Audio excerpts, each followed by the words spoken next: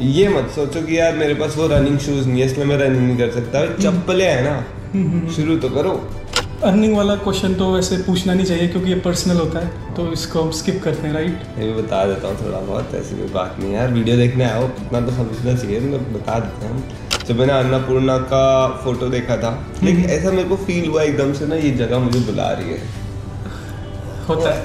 और मैं रोक नहीं पाया अपने आप को यार। मतलब मैं क्या बताऊँ, मेरे को ना ट्रैवलिंग में इतने रिच और इतने स्पिरिचुअल से एक्सपीरियंस होते हैं ना। हाँ, मुझे ऐसा लगता है कुछ ना कुछ कनेक्शन है।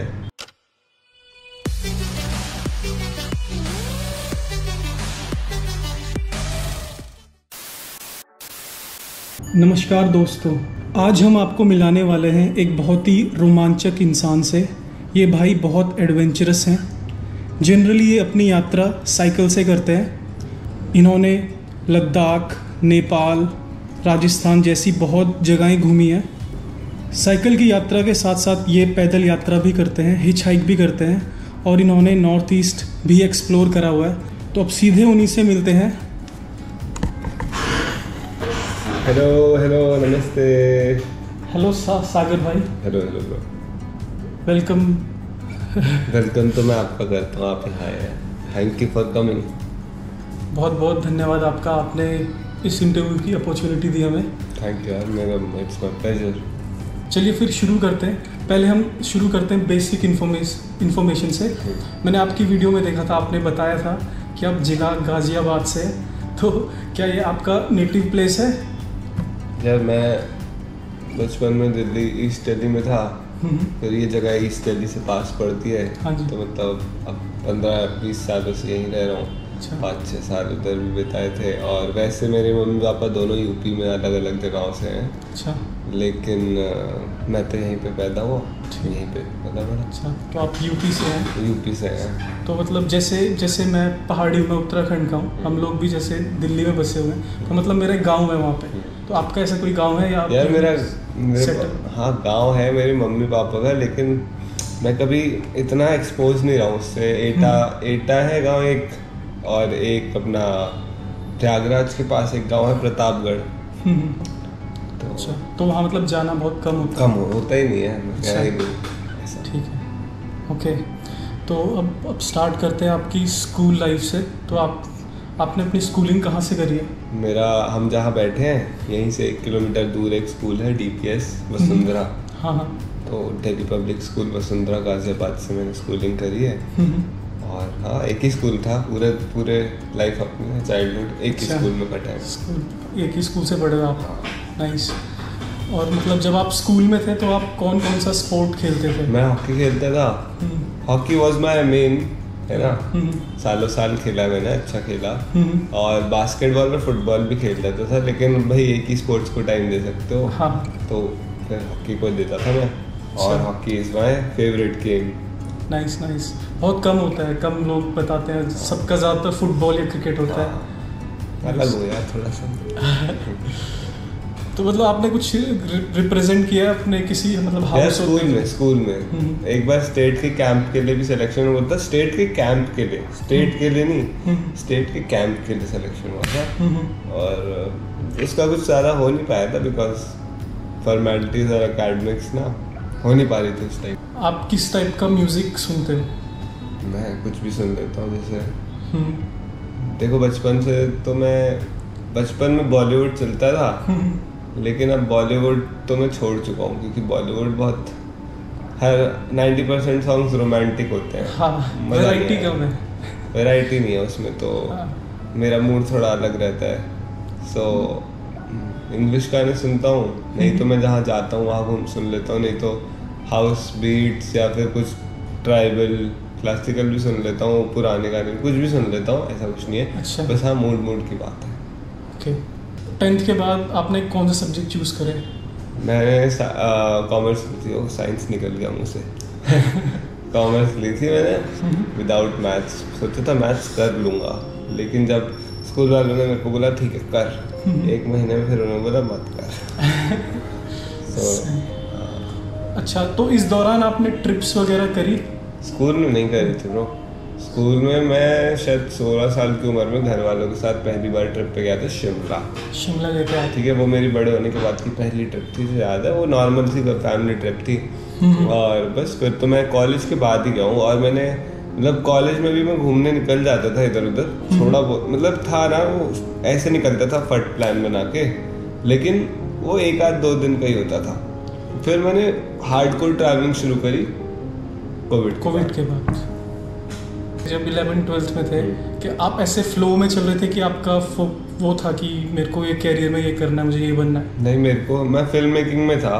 मुझे फिल्म मेकिंग करनी थी, जो कि मैंने की भी अभी भी। अब this is YouTube is today's sort of like kind of film making ही है, मॉडर्न, मतलब और जेन जी टाइप कह सकते हो, क्योंकि ये कंटेंट अब इस टाइम पे जितना बूम कर रहा है, जितनी भी यंग ऑडियंस हमें देख रही है, उनको नहीं पता है कि 10 साल पहले this was not the ecosystem, है ना। तो अब मतलब हाँ, उसके बाद मेरा यही था फिल्म मेकिंग करनी, फोटोग्राफी, फिल्म मेकिंग। शो कोई करा, मैंने ट्रेनिंग ली, खुद से काम कर करके। मुंबई था मैं 3 साल, मुंबई में मेरा मेन लर्निंग हुई। अच्छा। और बस नाइस। मतलब कोई भी काम अगर करने का मन होता था मैं कर लेता था खुद से। इतना मेरे को थोड़ा बहुत एक्सेस था इंटरनेट का, और वही शौक था, वही लैपटॉप पे कुछ नहीं समझ आ रहा है, लैपटॉप पे बैठ के खट खट देख लो। और मतलब दिखता है थोड़ी फिल्म मेकिंग स्किल्स भाई की वीडियोस में दिखती हैं। मतलब जो उनका म्यूजिक आता है और जो ऐसे शॉर्ट्स आते हैं, ट्रांजिशन वगैरह, वो तो दिखता है भाई। मैं बैलेंस बना के चलता हूँ बहुत ज़्यादा भी, क्योंकि ना वॉल्यूम भी मैटर करता है। अब जब ट्रैवल कर रहा हूँ मैं कोशिश, मतलब देख, मेरा जो फॉर्मेट है वो थोड़ा सा व्लॉग प्लस सिनेमैटिक स्टाइल है। तो मैं खुद भी एक्सप्लोर समझने की कोशिश कर रहा हूँ कि मैं किस चीज़ में बेस्ट हूँ और किस चीज़ में ऑप्टिमम रिजल्ट्स बढ़िया दे सकता हूँ। तो इट्स लाइक कुछ वीडियोस मेरी बहुत ही कैजुअल हो जाती हैं, कुछ में मैं सब्र से सांस लेके सोच समझ के शॉट्स लेता हूँ। मतलब एक्सपेरिमेंट करते रहते हैं। मतलब हाँ, मैं भी खुद समझने की कोशिश कर रहा हूँ कि यू नो कहाँ पे मेरी कला ज़्यादा निकलती है, क्या बेस्ट है, क्या कौन सा माध्यम सब बेस्ट मेरे एक्सपीरियंस को कन्वे कर रहा है। It's like the high camp viewpoint, 4900 meters. काफ़ी मज़ेदार रहा है अब तक का सफ़र, लेकिन इट्स नॉट ओवर। अभी हमें नीचे भी जाना है। अब जानते हैं आपके कॉलेज के बारे में। तो आपने कॉलेज कहाँ से करा है? मैंने किया था कॉरेस्पॉन्डेंस से BA दिल्ली यूनिवर्सिटी से, और 1 साल का डिप्लोमा किया था in journalism and film making. और वो 1 साल का डिप्लोमा करा, फिर मेरी 2nd और 3rd ईयर BA का बच रहा था। तो इधर से मैं एग्ज़ाम देने आ जाता था। I was in Mumbai for 3 years। तो 2 साल उसमें से मेरे हर साल मैं एग्ज़ाम देने दिल्ली आ जाता था। तो जो आपने जर्नलिज्म का डिप्लोमा किया, मतलब उसमें भी सिखाया गया आपको थोड़ा फिल्म मेकिंग या इसके बारे में? हाँ, थोड़ा उन्होंने कहा था बहुत सारा सिखाएंगे, लेकिन कम सिखाया। ओके। और ये कॉलेज कहाँ पे था? YMCA Connaught place, Delhi. मज़ेदार था कॉलेज, अच्छा लगता था जाना वहाँ। कॉलेज टाइम तो होता ही है, मतलब है ना। और मेरा कॉलेज बहुत ज़्यादा हेक्टिक भी नहीं होता था, मतलब इट्स लाइक। तो चिल कैसे करते थे आप? मतलब कॉलेज के बाद चाय पीते थे और ब्रेड पकौड़ा, और क्या था ना, एक ही साल काटना था, तो दिल्ली का मौसम भी कभी कभी सुहाना सा ही हो जाता है। उस टाइम पे शायद थोड़ा सा मौसम का मज़ा ले लेते थे हम कि बारिश हो रही है, तो दिल्ली में यू नो उधर पेड़ वेड़ बहुत है, कनॉट प्लेस साइड, ओपन तो अच्छा लगता था। हाँ, काफ़ी अच्छा ही रहे, हैंग आउट प्लेस है कि आपका तो कॉलेज ही वहीं पे फिर? हाँ, कॉलेज ही वहीं था। पंख वंख मारो, चले जाओ। हाँ बस, और इजी भी था, बैठो मेट्रो में पहुँच जाओ, बैठो मेट्रो में वापस आ जाओ। क्या वहाँ पे वो मिलता है ना सही सा राजमा चावल? हाँ, राजमा चावल, हाँ, कढ़ी चावल, राजमा चावल। पटेल चौक मेट्रो स्टेशन, पटेल चौक था, और सेंट्रल सेक्रेटरीट, हाँ ऐसे इन दो पे उतरता था। तो कॉलेज के टाइम फिर आपने ट्रिप करा फ्रेंड्स के साथ, कुछ एडवेंचर करा? कॉलेज के टाइम शायद 1 आध ट्रिप किया था, मेरे को ध्यान से याद नहीं है, शायद ध्यान नहीं आ रहा यार। ओके। लेकिन उस टाइम भी बहुत ज़्यादा एक्टिव ट्रैवल नहीं थी। उस टाइम एक्टिव फोटोग्राफी और कैमरा लेके इधर उधर चीज़ें करना था। तो दिल्ली में करी आपने फोटोग्राफी वगैरह? हाँ, जैसे द्वारका साइड चाहता था मैं, कुछ कुछ कर लेता था। Okay, nice nice. मेरे को ये पहले बोलना चाहिए था, कॉन्ग्रेचुलेशन्स आपके सब्सक्राइबर्स के लिए। आपके 12 लाख से ज़्यादा सब्सक्राइबर्स हैं, पर हम वीडियो के बीच में बोल रहे हैं। बट नेवरदलेस आपको बधाई हो, आपके इतने अच्छे सब्सक्राइबर्स हैं। Thank you guys. अर्निंग वाला क्वेश्चन तो वैसे पूछना नहीं चाहिए क्योंकि ये पर्सनल होता है, तो इसको हम स्किप करते हैं, राइट? नहीं, मैं बता देता हूँ थोड़ा बहुत, ऐसी कोई बात नहीं है यार, वीडियो देखने आया हो इतना तो समझना चाहिए, मतलब बता देते हैं हम। तो आप मानो, देखो मेरी ना जो बहुत लोग यही क्वेश्चन पूछते हैं, आप तो फिर भी बाद में पूछ रहे हो। लोग ऑन द जान ना पहचान और सीधे यही पूछते हैं कि मैं कितना कमाता है। मैं समझ सकता हूँ, हालांकि आप किसी आदमी से अर्निंग पूछो, it's like you know asking a woman her age, है ना, तो थोड़ा पर्सनल होता है आदमियों के लिए।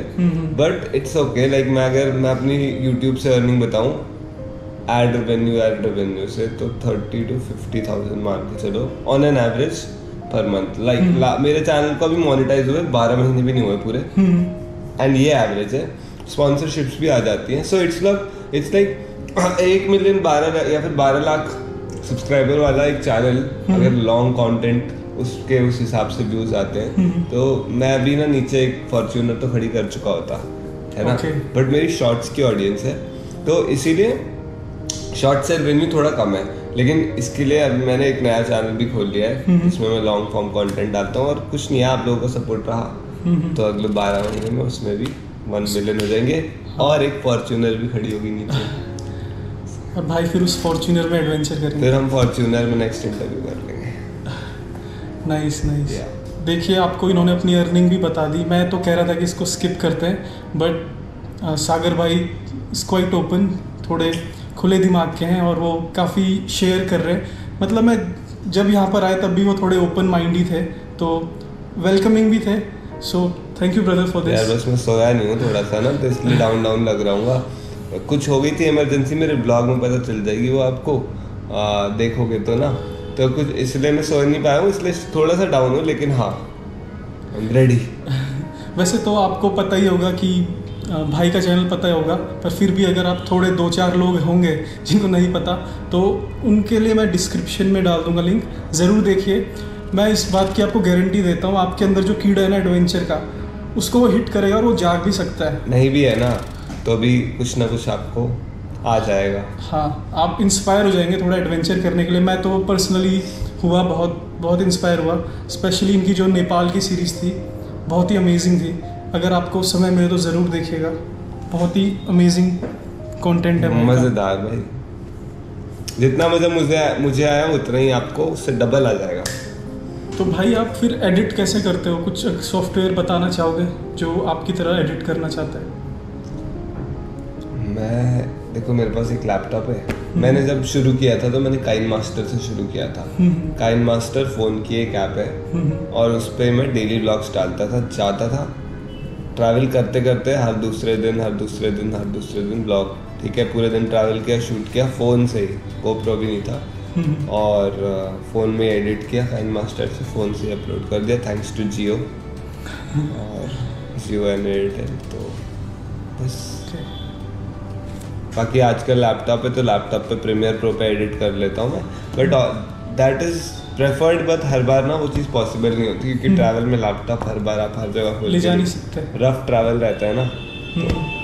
मतलब आपको मैनेज करना पड़ेगा, जो आपके पास है आप उससे कर सकते हो काम। आपके पास जो है ना उससे करो शुरू। ये मत सोचो कि यार मेरे पास वो रनिंग शूज़ नहीं है इसलिए मैं रनिंग नहीं कर सकता। चप्पलें है ना, शुरू तो करो। सही बात है, पैर भी दिए हैं भगवान ने, है ना। सही बात है, पैर दिए, बहुत लकी हम लोग, हमारे पास पैर है। तो अब भाई की ट्रिप स्टोरीज के बारे में हम लोग जानते हैं। तो आप नेपाल गए थे, तो आपके माइंड में है कुछ ऐसा एडवेंचरस डे, उस दिन क्या हुआ था, आप कुछ शेयर करना चाहो? नेपाल तो पूरा एडवेंचरस था। नेपाल के लोग जो देख रहे हैं वो समझ जाएंगे। ठीक है, तो मैं यहाँ से गया पोखरा। ठीक है, अन्नपूर्णा सर्किट में मेरे को साइकिलिंग करनी थी और ऐसा रूल आया था उस टाइम पे, अफवाह चल रही थी और नोटिस भी आया था, एक नोटिस आया था कि आपको इस डेट से पहले पहले सर्किट के अंदर घुस जाना, नहीं तो आपको गाइड लेके जाना पड़ेगा, जो कि बहुत महंगा पड़ता है ना। तो मैं इसलिए फटाफट मैंने अपनी साइकिल को डाला बस में, गोरखपुर गया, गोरखपुर बॉर्डर से सनौली बॉर्डर और सनौली बॉर्डर से सीधा पोखरा। और क्या जगह है यार पोखरा, मतलब ना मतलब आप कहोगे यार यहीं बस जाता हूँ। एक लेक है प्यारी सी, फेवा लेक, पहाड़ है, हिल्स है, ठीक है, और आसपास फिर आपको बर्फ के पहाड़ भी दिखते हैं। शहर में आप बैठे अपनी बालकनी में और आपको बर्फ के पहाड़ दिख रहे हैं, लेक है और पीछे पूरा मजा आ जाता है। एंड काफ़ी वाइब्रेंट सी जगह है, नाइट लाइफ भी काफ़ी अच्छी है, खाना पीना you know it's like a young लोगों के लिए। अगर आपके पास पैसा है ना, इट्स लाइक पैसा था मेरे पास उस टाइम पे, मैंने खर्चा किया है नेपाल में अच्छा खासा। नेपाल में इट्स लाइक मेरे हिसाब से बजट ट्रैवलिंग के लिए अगर आप जा रहे हो तो आप बहुत ज़्यादा दिन नहीं टिक पाओगे मेरे हिसाब से। फिर भी मतलब पर डे कितना खर्चा आ सकता है? देखो वहाँ पे बजट ट्रैवलिंग करोगे तो इंडियन में बताऊँ तो 500-600, अगर आपको सरदर्दी ज्यादा नहीं लेनी है तो, वो भी बजट में ना, देख के, हाँ देख समझ के। तो अन्नपूर्णा सर्किट के अंदर मैं घुस गया है ना। अब मैंने अपनी साइकिल चलाना शुरू करी।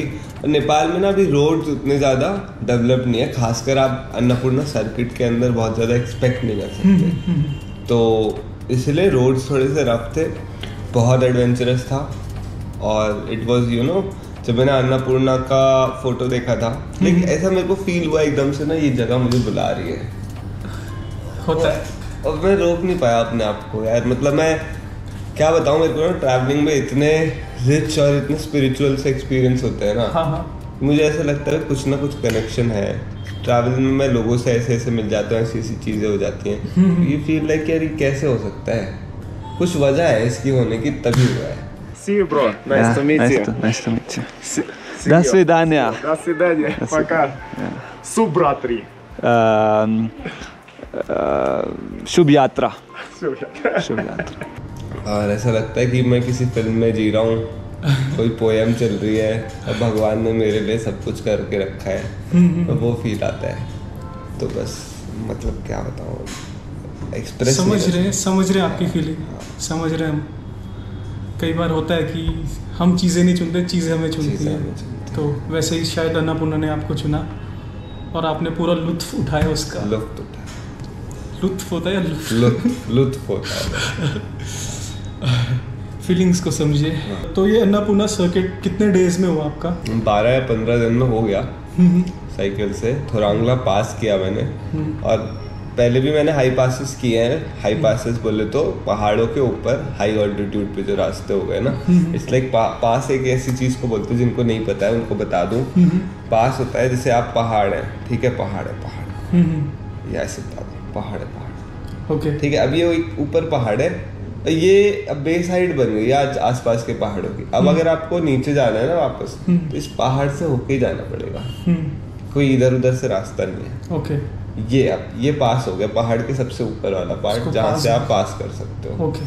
तो पहले हाई पासेस किए हैं, लेकिन इंडिया में लद्दाख में मोस्टली हमारे पास रोड्स हैं हर पास पे, ठीक है ना, गाड़ियाँ जा सकती हैं। हाँ। जितने भी पास मैंने किए हैं, बट थोरांगला ऐसा नहीं है। थोरांगला पे रोड नहीं है, इट्स लाइक ट्रेल है, और एक पॉइंट के बाद, बेस कैंप के बाद ट्रेल भी ऐसे है बिल्कुल ना, ऊपर चढ़ के, समझ रहे हो, तो पास आ जाता है। इट्स लाइक 17,000 समथिंग है, 18 है आई गेस फीट में, 18 होगा यार, it's like you know quite high, 17-18 के बीच में।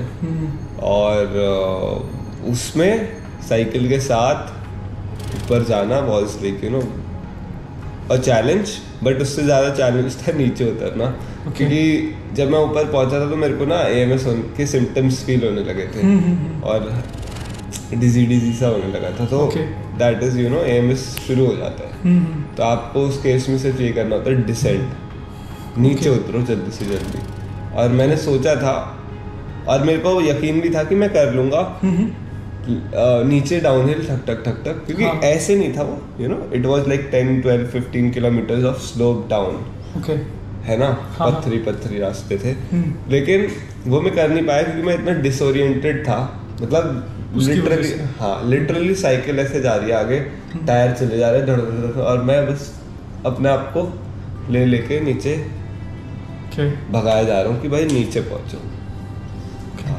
And it's something that you can die from if you don't take care of. आप डिसोरिएंटेड हो जाते हो, आप कहीं भी जा सकते हो, गिर सकते हो, कुछ भी। सही बात है। तो फिजिकल और मेंटल स्ट्रेंथ बहुत ज़रूरी है ऐसी जगह, ऐसा एडवेंचर करने के लिए बहुत ज़रूरी है। yes, और आप डिजीनेस थे तभी भी आप चला ही रहे थे। बस हाँ, और वो भी मेरे को 1-1.5 घंटा लगा उस हालत में। तो करते हुए क्या फीलिंग आती? प्रे कर रहे थे, क्या कर रहे थे? नहीं, मुझे यार यूजुअली जब आप ऐसे सिचुएशन में होते हैं, मैं ऐसे सिचुएशन में होता, एड्रेनलिन इतना हो रहा होता है ना, you just want to do जो आपके दिमाग में इंस्टिंक्ट आ रहा है। ओके, ठीक है, आप ना अच्छा सोच पाते हो ज़्यादा, ना बुरा सोच पाते हो, बस इतना होता है। वो थॉट्स होते भी हैं, लेकिन यू नो इट्स लाइक वो इधर उधर से दौड़ रहे होते हैं। हाँ। लेकिन आपको एक चीज़ होती है यूनिफॉर्म, वो चलते रहो। ठीक है, मतलब ज़्यादा मत सोचो, जो दिख रहा है उसको क्रॉस करते रहो धीरे धीरे, बस चल रहे। चलो।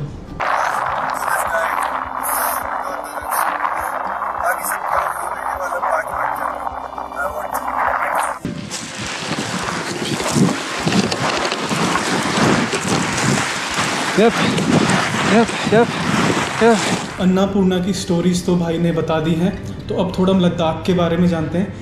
तो क्या लद्दाख और अन्नापूर्णा का जो एरिया वो सिमिलर है थोड़ा बहुत, या अलग है? थोड़ा इसके बारे में बताइए। Similar in terms of geography. मैं बताता हूँ, इट इज सिमिलर कि हाई ऑल्टीट्यूड हिमालयाज है, तिब्बतन प्लेटू से लगे हुए। हाँ। It is similar, but Ladakh में you know it's like valley to valley का भी फर्क हो जाता है ना। एक बगल वाली वैलीज भी होंगी, लेकिन उनमें भी कुछ ना कुछ अलग होता है। हाँ। तो वही सीन है यार। और पेड़ थे अन्नापूर्णा में जैसे लद्दाख में? कुछ एरियाज में है, जहाँ से नदी बहती है वहाँ है। लद्दाख में भी कहीं कहीं ग्रीनरी है, जैसे हुंदर जाओगे तो हाँ है ना। तो ऐसा था। एंड मैं बोलूँ तो पहाड़ सेम है, ऑल्टीट्यूड थोड़ा सेम है, क्योंकि पहाड़ सेम है वहाँ पे। बारिश का सीन थोड़ा सा सेम है। और हाँ, लद्दाख का फील इसलिए भी अलग है ना, क्योंकि लद्दाख में हमारे पास एक्सेस थोड़ा सा ज़्यादा है नेपाल में, रोड शायद बेटर है। हाँ, क्योंकि वाइल्ड थोड़ा सा आप कहोगे तो Annapurna Nepal is a bit Wilder. यहाँ पे हमारे पास एक्सेस ज़्यादा, पॉपुलेशन ज़्यादा है ना, इस चक्कर में चीज़ें थोड़ी सी ओपन हो जाती हैं। हाँ, समझ गया मैं। आई होप आप भी समझ गए होंगे। हाँ। और लद्दाख थोड़ा वो भी टूरिस्ट प्लेस भी है, तो वहाँ पे फैसिलिटी, ये पॉपुलेशन इतनी है इंडिया की, थोड़े से लोग भी जाते तो भर जाता है। ओके, तो अन्नापूर्णा हो गया, लद्दाख हो गया, थोड़ा लंबा हो रहा है। कोई भी लद्दाख में फिर आपने खरदुंगला करा? मैंने खरदुंगला भी करा, मैंने उमलिंगला भी करा।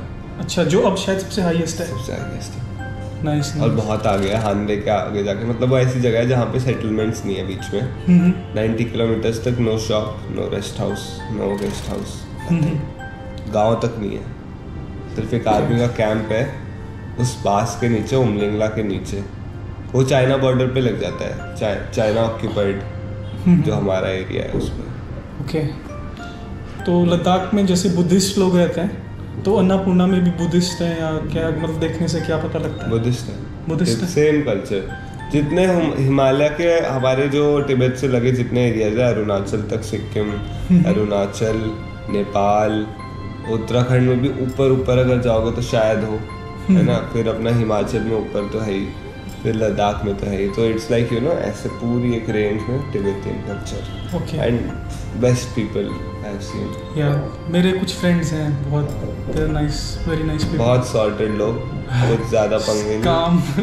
आपको कुछ चाहिए वो आपकी मदद कर देंगे, हिचकिचाएंगे नहीं। आप भी बोलोगे एक बंदा इतना अच्छा हो कैसे सकता है। सही बात है। Shout out to my Ladakhi peoples. Shout out to Buddhist people. Yes. Story जानते हैं थोड़ा राजस्थान की, तो उसके बारे में थोड़ा बताइए। वहाँ पे लोग कैसे थे, वहाँ की थोड़ी ज्योग्राफी के बारे में बताइए। क्या आपको डिफ़िकल्टी आई वहाँ पे, इसके बारे में थोड़ा बताइए। लद्दाख नहीं, राजस्थान। तो राजस्थान एक्चुअली मेरा पहला टूर था, हिचहाइकिंग। मैं सोलो फर्स्ट टाइम ट्रैवल कर रहा था, वो एक्सपीरियंस अभी भी ऐसा लगता है, अरे यार अलग था वो, क्योंकि पहली बार था। और मैं गया था उस टूर में 3 सिटीज में गया था आई गेस। जैसलमेर, वाह यार क्या रातें काटी हैं जैसलमेर में। जैसलमेर, जोधपुर और एक जगह और गया था, सॉरी याद नहीं आ रहा ना, है ना। और जैसलमेर से मेरे को बहुत ही फैसिनेशन रहा है, मतलब वहाँ जाके मेरे को अलग सी फील आ जाती है, क्योंकि ना वहाँ पे मैं पहले भी जा चुका था और वहाँ से मेरी मेमोरीज बहुत, एक होता है नॉस्टैल्जिक मेमोरीज। हाँ होता है। और जैसलमेर में मैंने बहुत अच्छे दिन काटे हैं, बहुत रातें, स्पेशली वहाँ की शाम बहुत अच्छी होती है। फोर्ट के ऊपर बैठ के कर लो, आप फोर्ट में रह भी सकते हो, हॉस्टल से मात्र 200-250 रुपये में आपको फोर्ट के अंदर अकोमोडेशन मिल जाएगी। It feels like a heritage thing कि भाई आप एक लिविंग फोर्ट में रह रहे हो।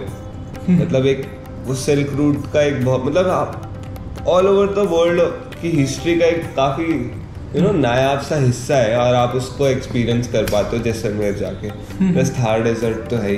तो मैं जैसलमेर 2-4 बार जा चुका हूँ, इट्स माई फेवरेट पार्ट अगर आप राजस्थान में मेरा पूछोगे तो।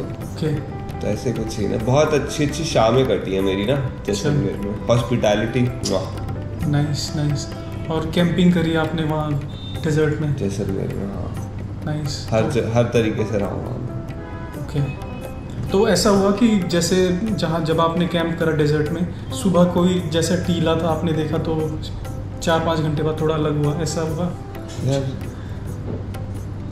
नहीं, क्वाइट ऑनेस्टली।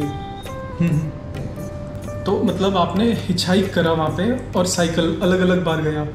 हाँ, जैसलमेर। जैसलमेर। राजस्थान में हिचहाइकिंग थोड़ी सी मुश्किल ही है। ओके, हाँ, हिचहाइक से याद आया कि आप नॉर्थ ईस्ट में भी आपने हिचहाइक करी हुई है, तो उसका थोड़ा एक्सपीरियंस बताइए, क्योंकि हिचहाइक थोड़ा अलग है, थोड़ा शायद ज़्यादा एडवेंचरस या थोड़ी ज़्यादा कठिनाई आ सकती है। हाँ। क्योंकि आपके पास आपका व्हीकल नहीं है, तो आपके कंट्रोल में नहीं है। तो आप थोड़ा बताइए आपने नॉर्थ ईस्ट में कैसे करा हिचहाइक? नॉर्थ ईस्ट में भी मैं पिछले 1.5 से 2 साल के मेरे ट्रैवलिंग उसमें मैं नॉर्थ ईस्ट में 6 महीने काट चुका हूँ एटलीस्ट।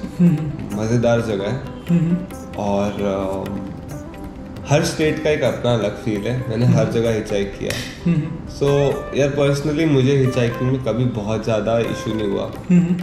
होता है, रेयरली होता है कि नहीं मिला या किसी ने बीच में उतार दिया, लेकिन भाई वाइल्ड एक्सपीरियंस होता है हिचहाइक का, है ना।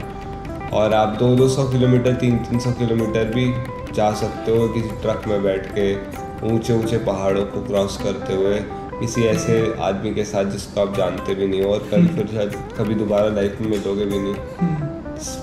डिफरेंट एक्सपीरियंस है। फिर आप कहाँ पे रुक रहे हो और आपको कौन मिल रहा है वो भी नहीं पता आपको, अब शाम को कहाँ रहने वाले हो वो भी नहीं पता आपको। Every day that is like that for months and months. तो वो आपको बदल देती है चीज़, और वही एक्सपीरियंस करने के लिए उस तरीके से ट्रैवल किया जाता है। You open up.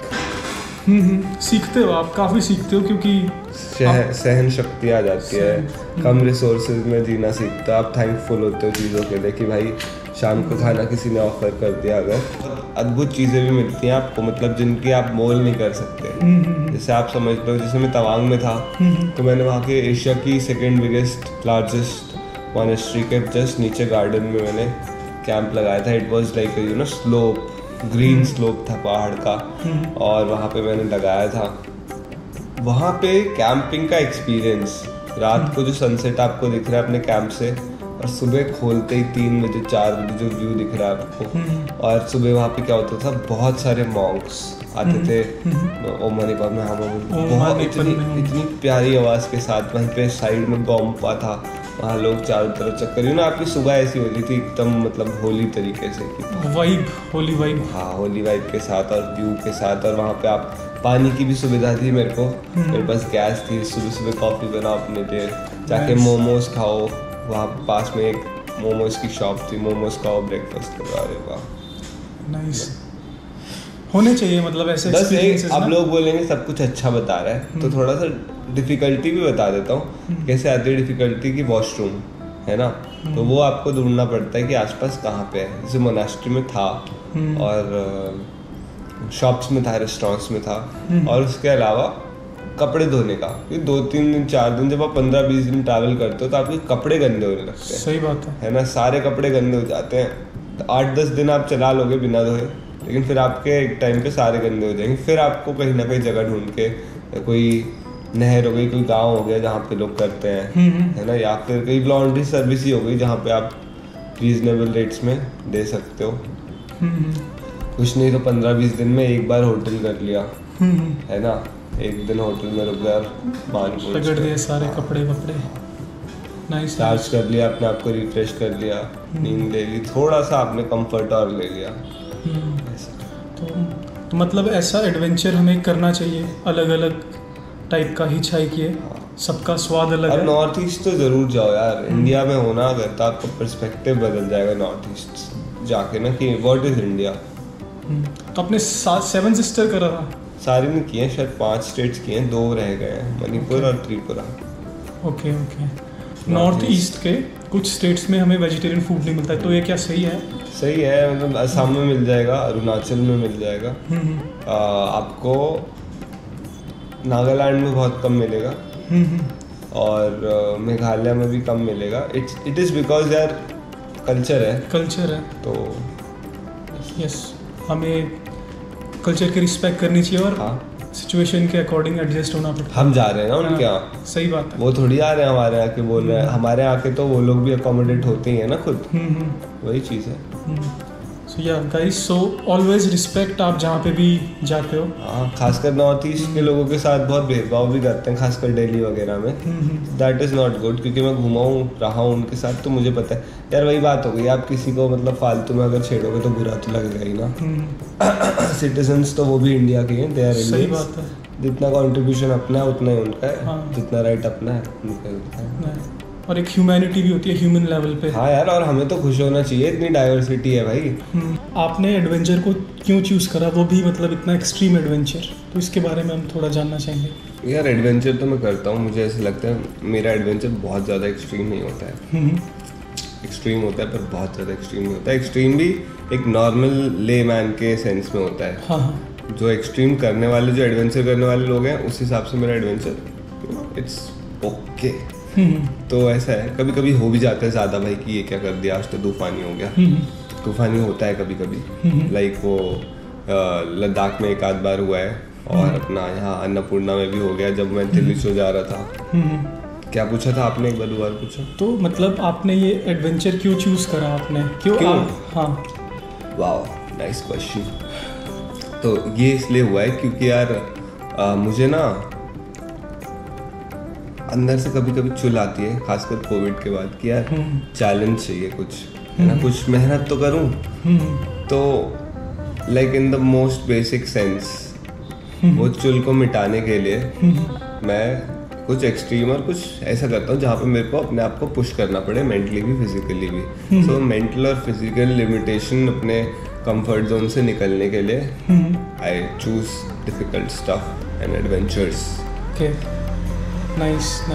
या तो कई लोगों में होता है एडवेंचर का कीड़ा होता है, लगभग सभी में होता है, कईयों का सोरा होता है। तो इंसान यार एक प्राइमल लेवल पे एडवेंचर ही तो करता है, रोज सुबह उठो, पता नहीं क्या होना है जंगल में जाके, है ना। हाँ, मतलब ये हमारे डीएनए में था एडवेंचर पहले, इंस्टिंक्ट है। आप ये सोचो, कोई और जानवर इतना बावला नहीं होता है कि फालतू में अपने हैबिटेट से बाहर जाए। इंसान है नहीं, वो पहाड़ की चोटी में देखो, चल के देखते हैं क्या है, अरे ये लेक आ गई, चलो डुबकी मार देते हैं, इसका नाम ये रख देंगे, वो यहीं पे रुकते हैं, कल आगे वाले पहाड़ पे चलेंगे। अभी क्यों जाना है भाई, है ना। That is something. चलो पानी की गहराइयों में चलते हैं, ओशन में जाएंगे, हवा में उड़ेंगे। अरे बेसिकली ह्यूमंस है वो एक्सप्लोर करना चाहते हैं, सीख, है ना, सीख कर रहे हैं, एक्सप्लोर करना चाह रहे हैं, वो देखना चाह रहे हैं कि चाह नहीं रहे, कर ही दे रहे हैं सब कुछ यार, नो लिमिट्स। अंदर बाहर ऊपर नीचे हर जगह एक्सप्लोर करना है। इंसान एक्सप्लोर ही करता है, एक्सपैंड और एक्सप्लोर करता है। नाइस। और एक्सप्लोरेशन में हम सीकिंग में बहुत कुछ सीखते हैं, और हमारी लाइफ में हेल्पफुल भी बहुत होता है। बहुत सही, बढ़िया। तो ऐसा एडवेंचर करने के लिए थोड़ा मोटिवेशन की भी ज़रूरत पड़ सकती है। मुझे नहीं पता आपको पड़ती है कि नहीं पड़ती। अगर आपको मोटिवेशन की ज़रूरत पड़ती है तो आप कैसे अपने आप को मोटिवेट करते हैं? यार वैसे तो नहीं पड़ती है, आप पढ़ रही है नेपाल के बाद से। ओके। कुछ हो गया था, तो मेरे को आई डोंट नो, अच्छा बुरा नहीं सोच पा रहा हूँ मैं इतना, लेकिन whatever happens for the best अगर आप उस तरीके से सोचो। तो अब मैं मोटिवेशन ले रहा हूँ। मोटिवेशन में यूजुअली पॉडकास्ट देखता हूँ, प्रोडक्टिविटी पॉडकास्ट, और ऐसे लोगों को सुनता हूँ जो जिनसे मैं रेजोनेट कर पाऊँ कि हाँ एक फोकस बना पाऊँ। एक इंस्पिरेशन के लिए कुछ और ट्रैवलर्स की वीडियोस देख लेता हूँ। कोई बाइक एक वीडियो सीरीज थी 1 year on a bike 2 year on a bike ऐसे करके। एक बंदा है उसने नॉर्थ अमेरिका से साउथ अमेरिका जर्नी करी थी बाइक पैकिंग, तो मैं उसकी देख के बहुत इंस्पायर हुआ था अन्नपूर्णा से पहले। तो ऐसे इंस्पिरेशन मैं ऐसे लोगों से ले लेता हूँ। और कुछ लोग आपसे ले रहे हैं। हाँ, इट इज सर्कल। तो जो भी हम मतलब एडवेंचर करने से पहले, या मतलब जैसे आपका प्लान हुआ अन्नपूर्णा गए, तो उससे पहले कुछ फियर्स आते हैं, तो उस फियर्स को आप कैसे टैकल करते हो? मुझे ऐसा लगता है कि इसमें फेथ काम आता है, अपने ऊपर भी। गॉड को मानते हो तो गॉड के ऊपर भी। कोई भी नाम दे दो, एनर्जी, गुरुजी, कुछ भी नाम दे दो। लोग सब अपने अपने नाम है सबके पास, एंड नाम से कोई फर्क नहीं पड़ता, वो विश्वास से फर्क पड़ता है। तो बस वही है, मोस्टली बेसिक लेवल पे अपनी प्लानिंग कर लो, प्री प्लानिंग कर लो, सारी चीजें रेडी रख लो, और बस फिर लीप ऑफ फेथ लेके निकल लो। क्योंकि आप हर चीज नहीं समझ सकते ना, कुछ भी हो जाएगा, है ना। तो आपको रेडी रहना पड़ता है। सही बात है, जो होगा देखा जाएगा। सही बात है। तो इसी तो फिर क्या आप गॉड में बिलीव करते हैं? मैं क्या तो किसी आप मतलब किसी गॉड का नेम लेना चाहूँगा जिससे आप बहुत क्लोज मैं यार देखो, पर अगर मैं आपको वैसे बताऊँ, मैं बहुत स्पिरिचुअल पर्सन हूँ। भोलेनाथ को तो मैं बहुत मानता ही हूँ। वो भी क्योंकि भाई वो मुझे ऐसा लगता है कि शायद कॉन्सेप्ट जो है शिवा का, that is it is all, कैसे बोलूँ इंग्लिश में, पर आप समझो कि कुछ भी नहीं है और सब कुछ भी है। तो ये जो चीज़ है ना, एक वो चीज़, प्लस मैं बुद्धिस्ट चैंटिंग भी करता हूँ, नमो रेंगे क्यों, एक लोटस सूत्रा की चैंटिंग है। So it is also about praying to the universe. So आप कुछ भी कहो, इन द एंड एनर्जी एक ही है ना। आप ऑन एन एटॉमिक लेवल भी अलग नहीं हो इन सब चीज़ों से। समझ रहे हो ना, क्योंकि आज आप हो, कल यही शरीर वो बन जाएगा मिट्टी, है ना। तो ये एटम्स है और वो तब भी वही रहेंगे। वो एनर्जी है ना, वो खत्म नहीं होती कभी। कल हम कुछ थे, कल कुछ बन जाएंगे, हम क्या सब कुछ, है ना। एवरी कण कण जो है वो बदलता रहता है, लेकिन रहता एनर्जी सेम ही है। सही बात है। तो बस उस हिसाब से अगर सोचो तो everything is a part of you. बहुत स्पिरिचुअल टाइप की बात है, लेकिन अगर वैसे भी बोलूँ तो भाई हाँ, भगवान तो है। वो बोला इसलिए जाता है, एक बहुत ही साधारण भाषा में लोगों को समझाने के लिए कॉन्सेप्ट्स बनाए जाते हैं, बताया जाता है, लिखा जाता है लोगों को समझाने के लिए कि भाई there is more than what you can see. और मतलब कहीं पर शायद किसी ने बोला भी है, किसी साइंटिस्ट ने, कि energy can't die, it transfers from one place to another. Create और डिस्ट्रॉय नहीं हो सकती, बस ट्रांसफॉर्म हो सकती है। समझ रहा हूँ मैं आपकी बातें। यस, आई होप आप भी समझ रहे होंगे। आपने इतना एडवेंचर करा है, आपने अपने कंफर्ट जोन को भी पुश करा है, आप मोटिवेशन की भी बातें कर रहे हो, that how you motivate yourself. तो क्या आप कुछ जो भी मतलब ऐसा कुछ एडवेंचर करना चाहता है, या कुछ लर्निंग्स जो आपने सीखी अपने एडवेंचर से, आप इस ट्रिप से, इस यात्राएं से आप कुछ शेयर करना चाहोगे? यार पहली बात ये बोलूँगा कि इन सब चीज़ों के अलावा like I am very fortunate कि मेरा यूट्यूब चैनल जो है that is one of the fastest growing in India at मतलब एक टाइम पे जब मैंने लीप ली है टू 1 मिलियन, 200 से 1 मिलियन के बीच में बहुत फास्ट में हुआ है। आई गेस 10 या 12 दिन में आई वॉज ऑलमोस्ट मैं 10-12 दिन में मैंने कम से कम 700-800 के सब्सक्राइबर्स गेन कर लिए हैं, है ना। तो I feel like that is also भाई चमत्कार ही है मेरे लिए। तो ना मेरी प्रेयर्स आंसर हो गई कि एडवेंचर, और बहुत लोग कर रहे हैं, वीडियोस बना रहे हैं, बट वो होना कि आप इस तरीके से जो आपने सोचा 1 मिलियन का दैट यू क्रॉस कर लो, तो वो वाली चीज़ मेरे लिए एक और एड ऑन है इन माई जर्नी। और लर्निंग अगर आप बोलो तो यार यही सीखा है कि भाई ज़्यादा मत सोचो, जो समझ आ रहा है उसके हिसाब से कदम लेते जाओ, और एक विजन रखो कि एंड में ये करना है, ये ऐसा बनना चाहिए। कैसे बनेगा, क्या बनेगा, ये होगा वो होगा नहीं, बस वो एक विजन रखो और जो अभी दिख रहा है उस पर काम कर दो। तो इससे ज़्यादा हम आपका समय नहीं लेंगे। बस मज़ा आ गया है। बहुत बहुत धन्यवाद आपका ये इंटरव्यू करने के लिए। और मैं मतलब सच कह रहा हूँ, दिल से कह रहा हूँ, मैंने सीखा, काफ़ी सीखा आपसे, और आई नो जो भी देख रहा है उन्होंने भी सीखा होगा। Thank you for doing this. Thank you bro, thank you guys. आपको मिलते हैं हम अगली वीडियो में। अच्छा सुनो भाई, वीडियो देख ली पूरी ना, तो लाइक शेयर एंड सब्सक्राइब जरूर कर देना। अच्छा लगा हो तो लाइक करना है, और अच्छा लगा हो तो शेयर कर देना। और भाई कमेंट करके बता सकते हो हाँ ना, मेरे से कोई सवाल है तो अभी पूछ सकते हो, क्या है दिमाग में चल रहा है आप बताओ। और सब्सक्राइब कर देना अगर और ऐसी वीडियोस देखना चाहते हो, है ना।